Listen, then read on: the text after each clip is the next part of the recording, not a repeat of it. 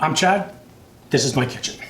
So, I don't cook now anymore except for my family and at home, but I used to be a chef for 25 years. And in that time, I've had many people come to me and say, I'm a bad cook. And I say, well, that's not true.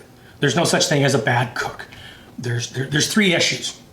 Number one, bad technique. Number two, you don't give yourself enough credit. And number three, you really just don't like cooking, so you say you're not a good cook so that no one makes you cook.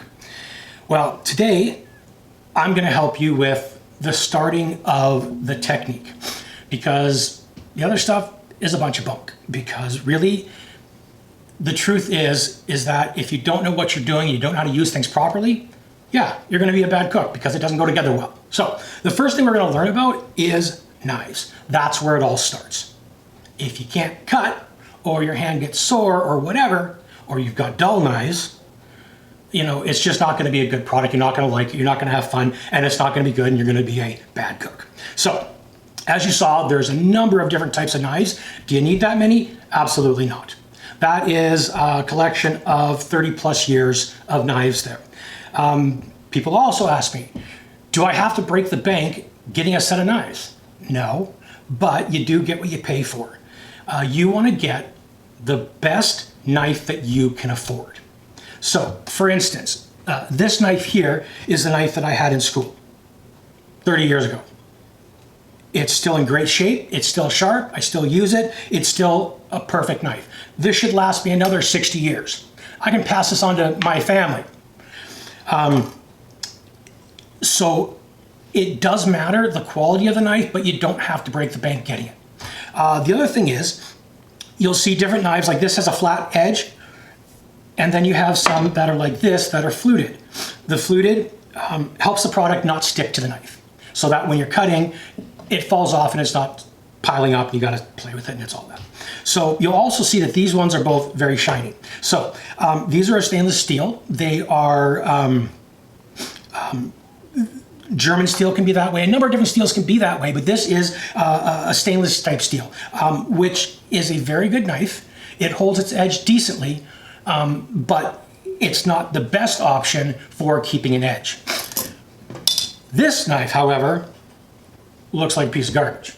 Looks like it's been thrown around and in the bottom of my drawer, and water left on it, and rusty, and patina, and all that, and just beaten up. Well, this is high carbon steel.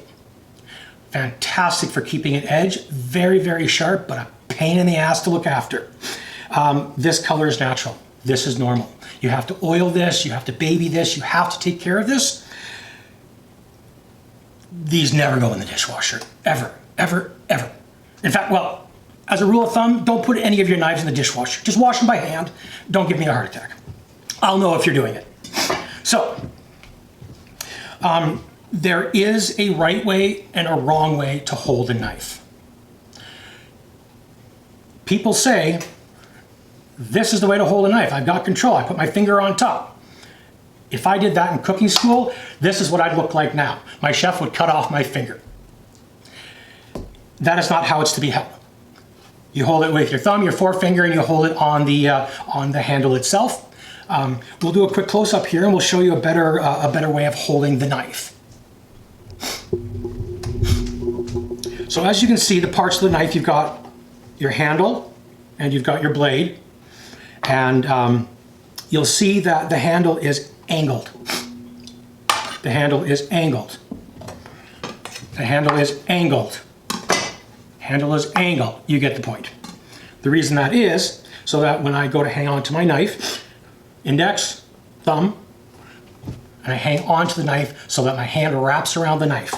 So I have total control of my knife. It is now an extension of my hand.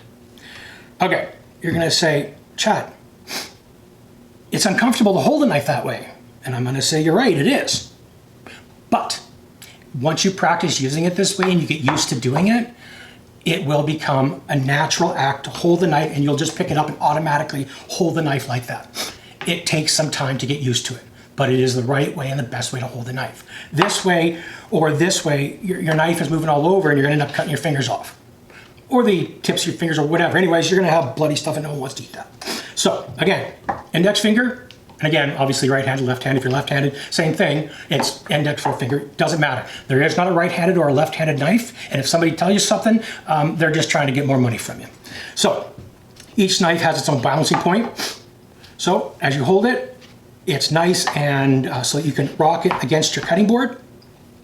Again, your index finger, thumb, wrap your hand around the handle so that when we have our item that we're going to cut, this happens to be Monterey Jack, we can slide through the product.